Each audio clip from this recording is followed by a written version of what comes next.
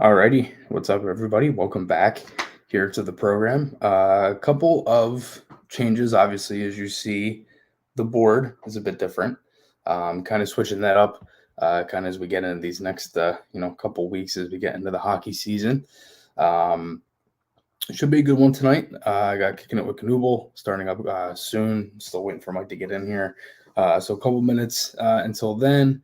Um, it's been a little quiet in Flyer Land, not too crazy. I'm also working on a new intro as well, so kind of stay tuned for that. But yeah, let's. Mike is in here now, so let's get into it. So this one, here we go. Hey, Mike, how are you? I'm good. How you doing, Chris? Good. Yeah, it's been I think maybe 2 weeks since we last talked. Had a couple instances where I had to hop into work here and there, so I do apologize about that. But we're back, we're ready to go, and we're only 30. I literally just looked it up right before we started, and now I would forget we're 37 days away until the first Flyers game of the year. So should be fun.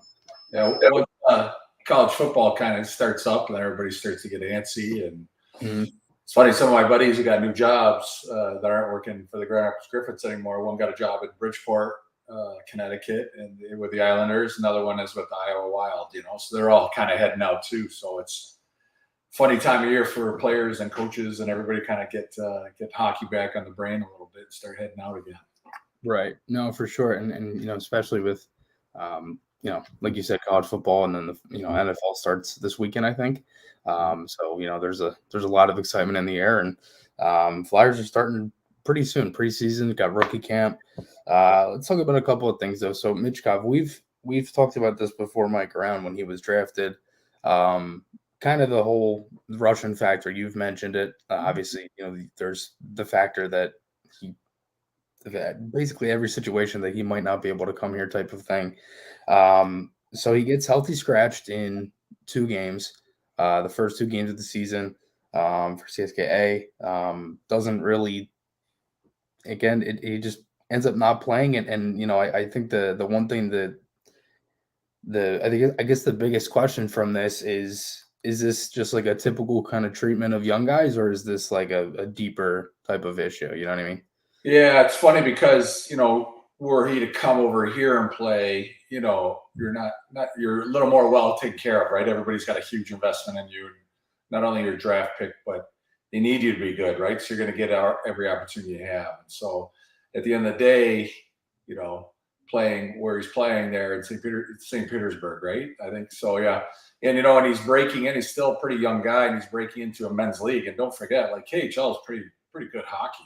Yeah. And their level of patience for him and is probably pretty short, because they don't really care. They're not really there to develop him as a player that you would get in Lehigh Valley or something like that. So sounds like you're doing a little bit of reading about it, a little bit more research, is switching positions with him and making him the center.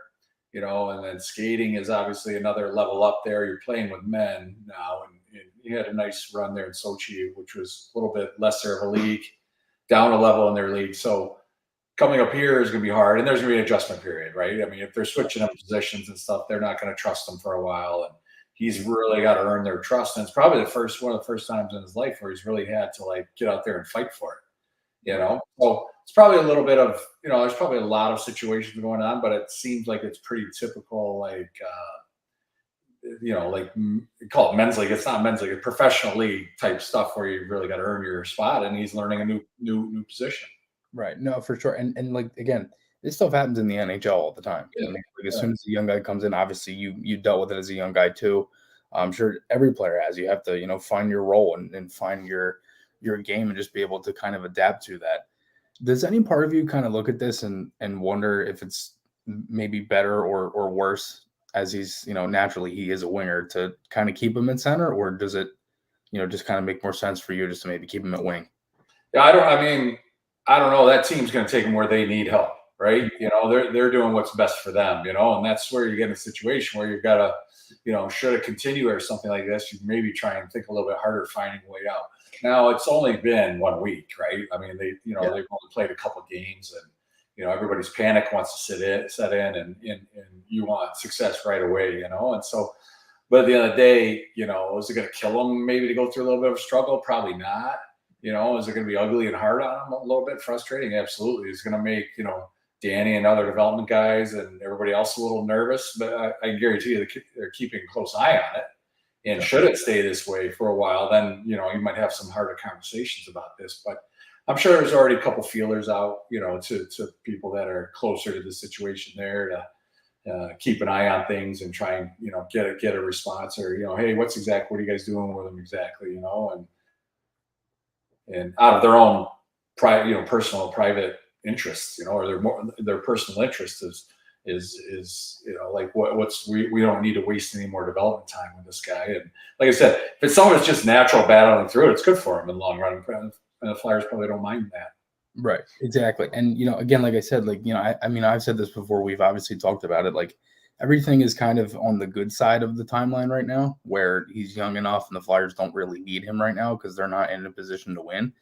So I feel like, this type of stuff, obviously it's always going to happen, but at least happening now when, again, like I said, we don't really need him. It's kind of, it's better than the alternative of when it could be happening later on. Right. Yeah, no. So and that development's not going to, as a player, you don't develop in a straight line, like straight. You're going to have some flat spots, and then you're going to go down a little and get kicked around a little bit. And so, I don't know. I think, you got to wait. You have a little more patience here. And like it is September. And at the end of the day, he's probably not coming for a couple of years. So, losing the first week of September, maybe even losing a whole month or a month and a half, the next month and a half is not the end of the world in the big picture of time and everybody's angst and worry, So. Right. No, for sure. And I'm curious. Don't tell him that. for you, like when you were kind of, coming into the league and kind of just getting your feet wet type of thing, did you ever kind of go through anything like that where I was like, maybe you got healthy like a couple games or something like that? Was it just like more like adversity than anything? Oh yeah, no, I think it was all the way for my first 5 years, and starting in Detroit and playing on a Stanley Cup team and basically getting healthy scratched all over. And then I got 1 year in Boston or New York when I got to play every game. Mm-hmm. And I got to Boston and was still like figuring my way. I don't think they know what to do with me quite as a player, and they knew there was something there, but they didn't know what to do. And so finally, it didn't really kick in until I was age 30. And I don't think these days you get that much time anymore.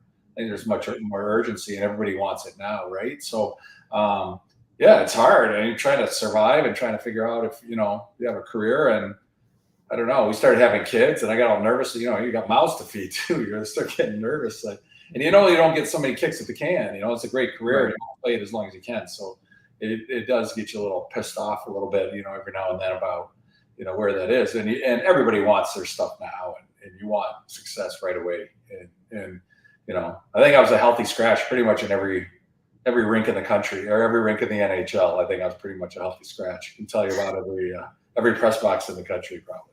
Well, there you go. In the league, I should say. Yeah.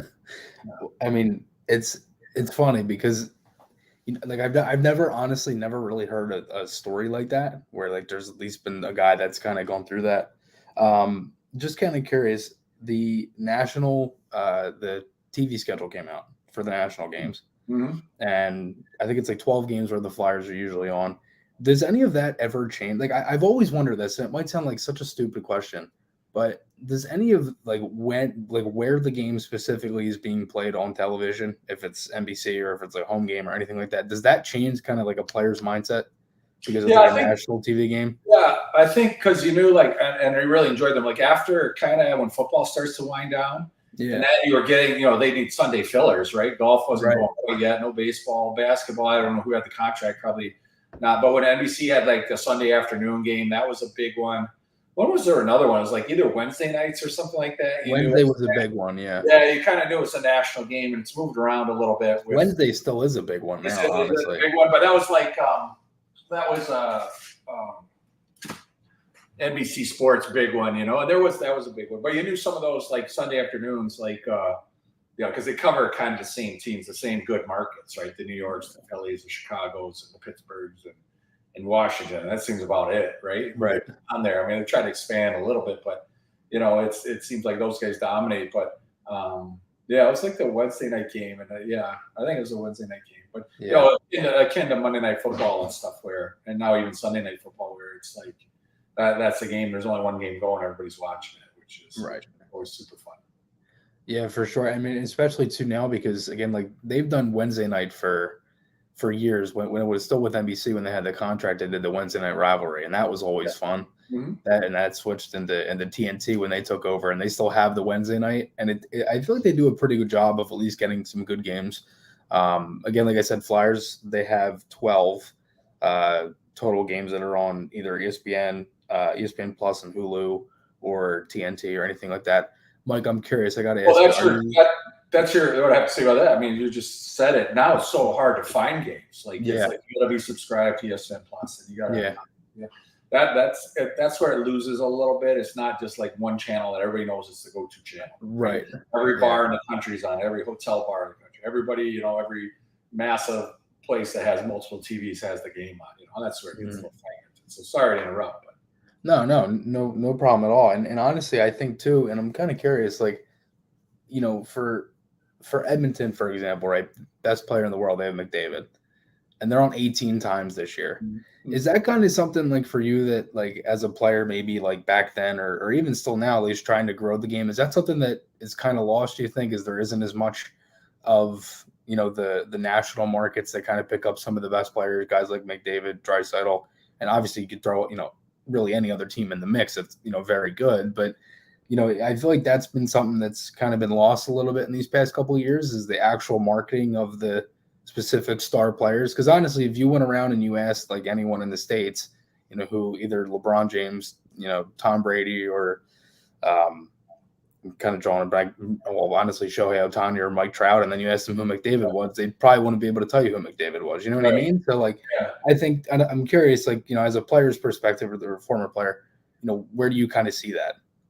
Well, it is. It's kind of, it's probably a little bit of a blessing and a curse for the NHL. One, it works out well because he is in Canada, and it really drives, a lot of the revenue in Canada. It's a must-see game in Canada, and probably some really nice partnerships with them, and blah, blah, blah, leads to some more money. But, at the end of the day, I think the NHL would love to have Connor McDavid in the States, and especially like an A market, in LA, Chicago, Philly, or Boston. That would be, that's the bit, the bitter part of the bittersweet, I mean, they got him in Canada where it's going to do well, regardless, relatively well. And then, they'd love to have him down here. And so I think players are aware of that, and they probably do that too. I mean, because salary caps are tied to everything.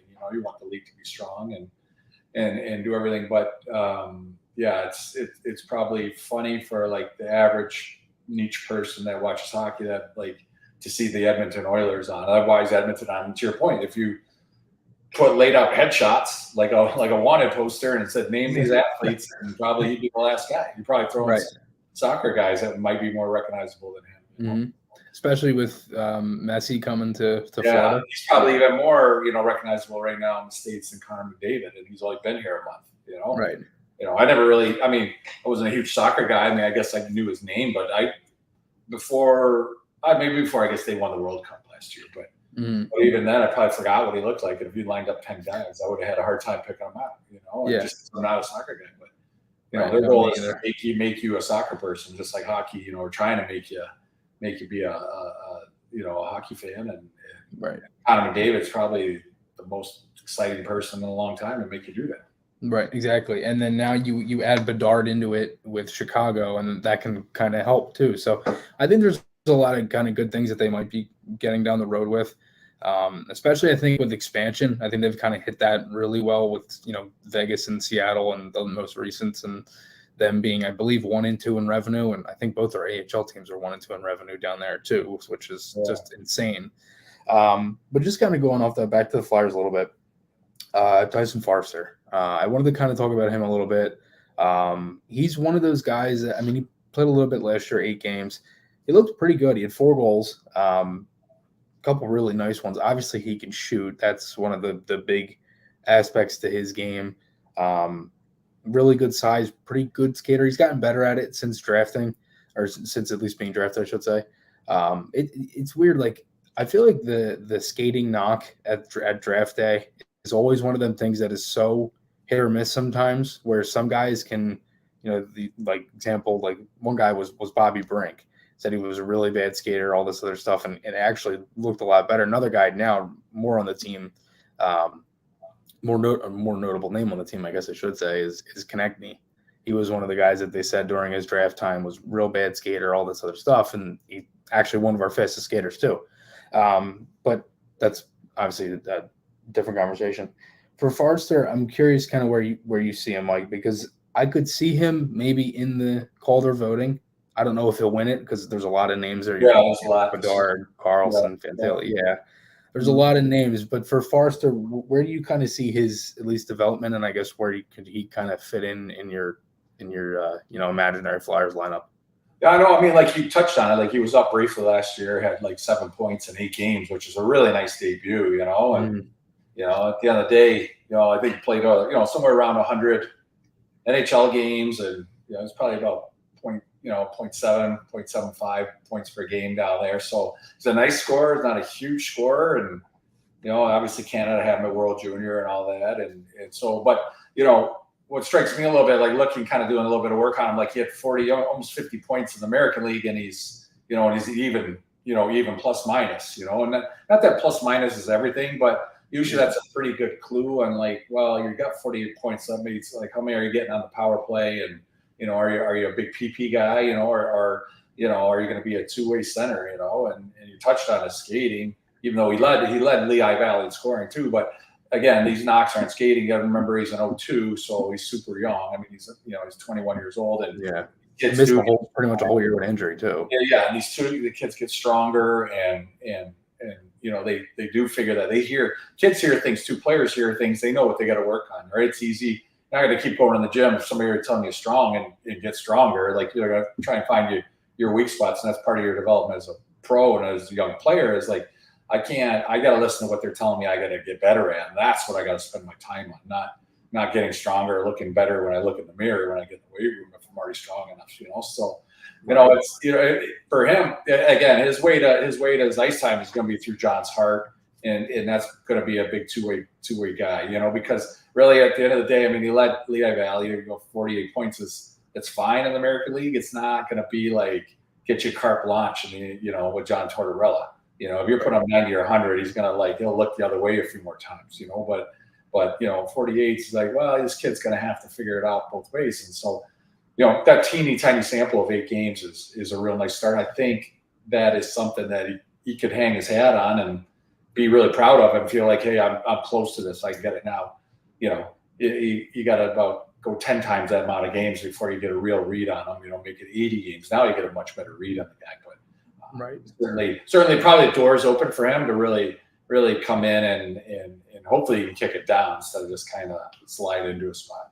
Right, exactly. And I think that's the biggest thing is Torts really raved about him, last year and kind of where he was, where he was at. And just, I think defensively was the one big thing that I noticed more than the offense, really. I know he had, the 7 points in 8 games, but defensively he was good. It wasn't like he kind of just came in and just kind of glided along. Like there've been some guys in the past couple of years that have, kind of come in and they've shown some promise, but kind of just glided along in debuts and stuff like that. He wasn't like that. I mean, he really, showed just a total impact as soon as he kind of came into the league. And, I think for us, and I think that's part of it too, Mike, is how healthy can they really be really changes the entire roster. Because, I was having a conversation with a friend today and they were kind of talking to me. They're like, is it crazy enough to think that they could make the playoffs? And I'm like, no, because if they're healthy, they're not that bad of a team. Defensively, they're not great. We've talked about that before. But if you're fully healthy, if Couturier, Atkinson, all the other guys, if Farabee can kind of come back and be that player he was a couple years ago with the 20-goal season, you're looking at a team that definitely could score more. I mean, everybody kind of knows where they are in net. It's the biggest question now is if any of the goalies are going to play to that potential, or if they're going to have Carter Hart for any period of time. We don't really know yet. And then obviously defensively. They're a little rough on paper, but that could change on ice. I mean, and they could shock us. So I'm just kind of curious. This is probably the last one I got for you. Is there any part of you that looks at it that's like maybe they make the playoffs, maybe not, or no? I don't know. I think it's going to be really tough, and it gets really harder. Like if Couturier can't come and give you 60 games and Atkinson, I mean, they got to be able to give in good games, not just where, they're veterans and they're somewhat healthy and you can throw them in the lineup and they're fine. Right. They got to be your spark and your drivers every night. And that's really hard. You don't know what that is until you kind of get into training camp and you get 5-10 games of the season and see what everybody's doing, how everybody feels. So I think the defense is one big hole for me. I think in goal, you're super solid, right? You're kind of losing goaltenders a little bit. You're probably going to have to move one of those just because you have so many and to free up some more money. But like, my thing is a little bit on defense, and if you can defend and then getting your healthy forwards back. I still think it's a pretty daunting task anyway, if everybody's healthy. And I've been wrong 10 times today about stuff. So, it's like, but it's a long climb back. It's a long climb, and it's a lot harder. It's a lot tighter. There's so much parity. It's really, really difficult to make the playoffs. Right. You don't have great horses, and horses aren't running at 100%. It gets really hard.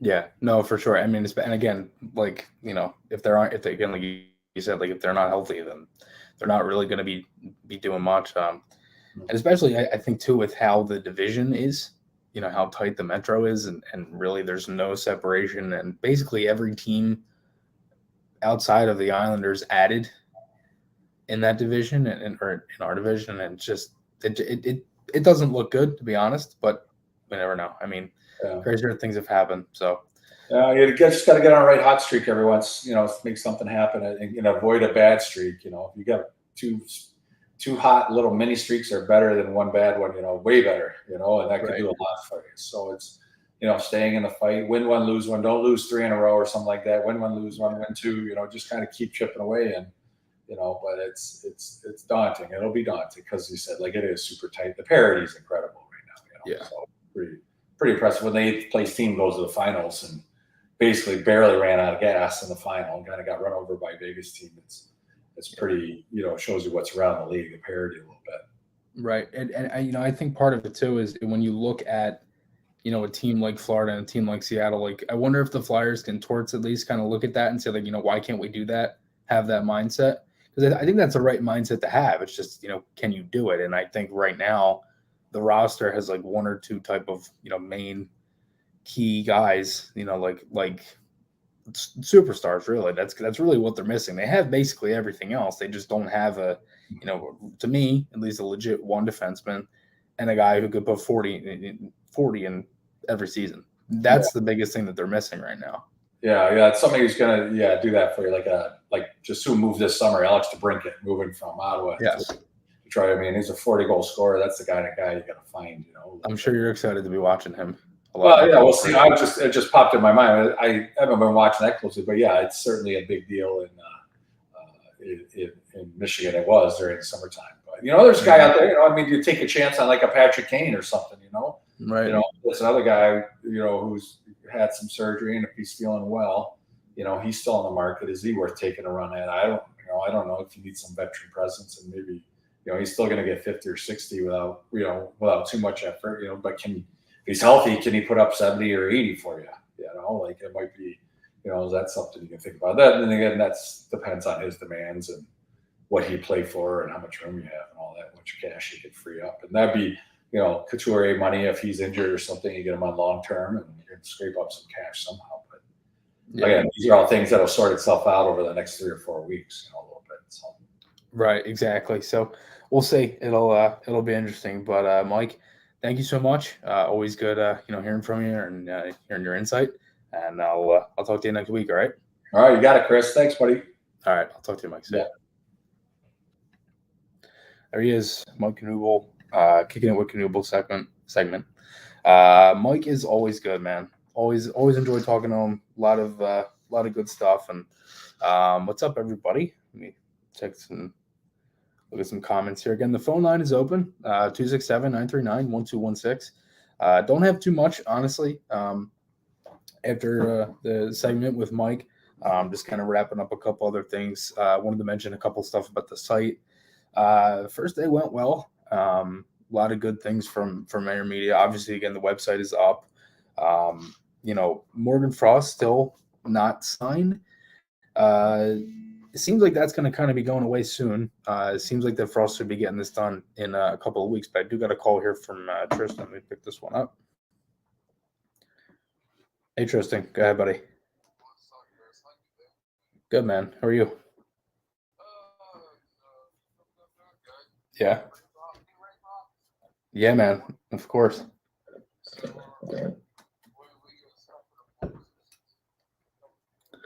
Uh, it'll be interesting. I honestly, part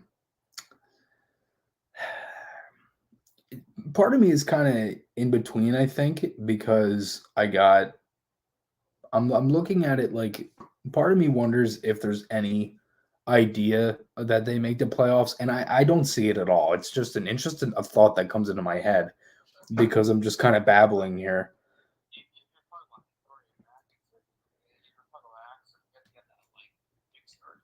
Right.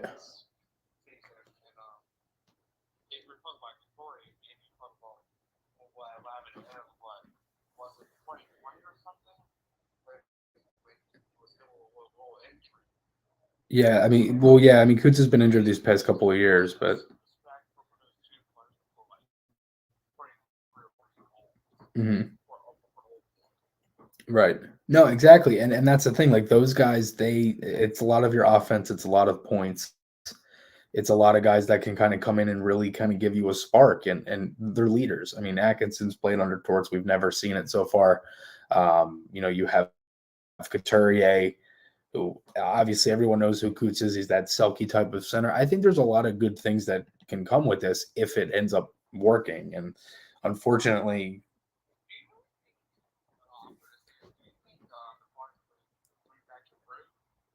no. I think it's time to move on from G. First of all, they'd have to trade for him, and he's not at the point to do that. Like he's probably going to finish his career in Ottawa, or maybe get traded again to go and play for a contender if it doesn't work out with the Senators at some point. Um, I really don't know, honestly. Yeah, I mean, it ended up being he basically, it was just time, and we had to move G, and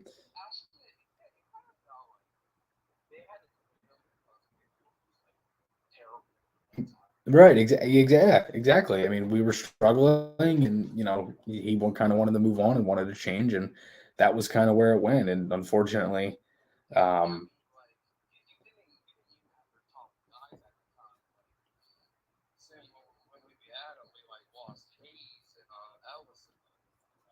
right, exactly, yeah, and that's the thing. Like, and that's kind of what I was mentioning with Mike is like these past couple of years, it's gone from we've had a lot of guys at the start of the season. It's kind of lingered injuries and stuff, and then towards late February, March, and April, they've had like no one. So that's kind of where it goes. Is you don't really have that sort of leeway, especially if you're trying to make a push for the playoffs and all that type of stuff. Like you just don't have that.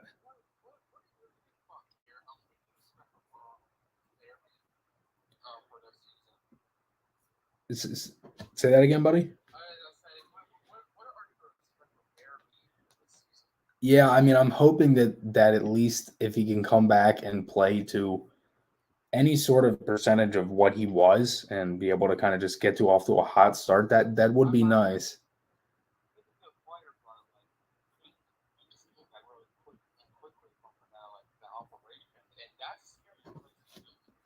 Right.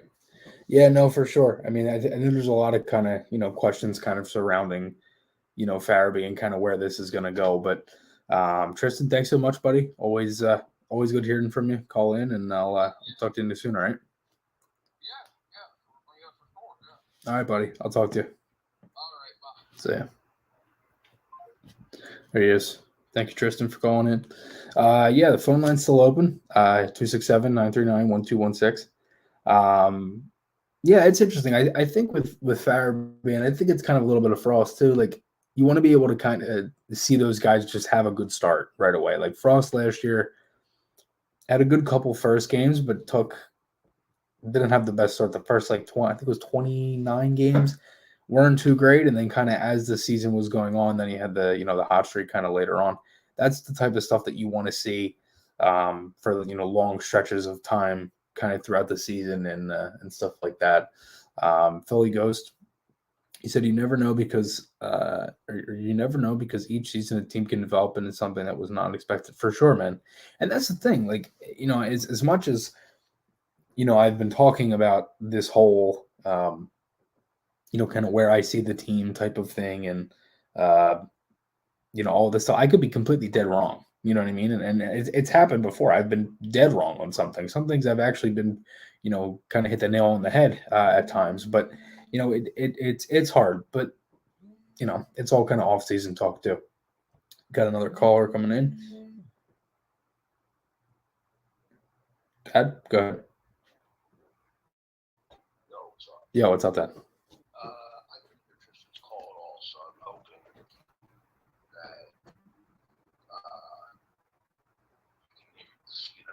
your mind. I don't know what it was all muffled. I was trying texting, but I don't know. Yeah, no, I'm not too sure. All my settings are the same on everything over here, but go ahead. Yeah. All right. Well, I really got much to say. I mean, obviously, outside, blah, blah, blah, blah, blah. But I did want to call and just say congratulations. Thank you, Dad. I appreciate it. Yeah. So, great conversation with Mike. Thank you. Yeah. I look forward to that every week. Yeah, Mike's great. There's a lot of good things there. Stand-up guy. Yeah, he's awesome. So, yeah, no, thanks for calling in, Dad. All right. As always, love you, and hopefully I'm going to go back. I'm going to go back like 30 seconds to just see if Yeah, it's fine. figure something out. All right. Yeah. All right, brother. Love and peace. All right, I'll see you. Bye. Listen to Flyers. Yep. See ya. Hey, Jeffrey, go ahead, man. I like your new site, Chris, and I wondered about update on Atkinson if he's gonna play this year. Thank you, man. I appreciate that. I hope so. I haven't really heard anything, to be honest. I'm hoping that you can, that we can at least kind of see Atkinson throughout the year.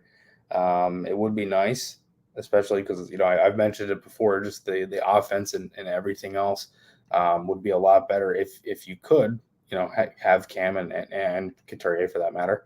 But I hope so. I mean, it would be nice.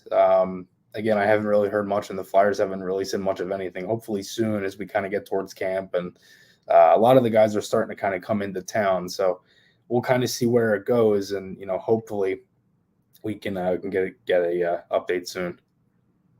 Well, you're doing great, and I'll let you go. All right, man. I'll talk to you. Thank you, Jeffrey. There he is. Yeah. So that's pretty much all I got for tonight, ladies and gentlemen.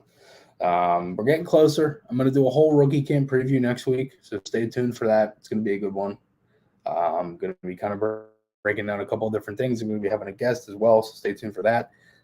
Should be fun. Going to be a lot of kind of good talk, rookie talk, and kind of prospect coverage and stuff. There was a picture of Forrester today from the rookie showcase, which was cool. The New Jerseys, they look really nice with the full uniform.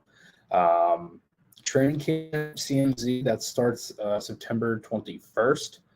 That picture that you have, your profile picture, is sick. Anthony Soprano, the greatest TV show, right? The Sopranos.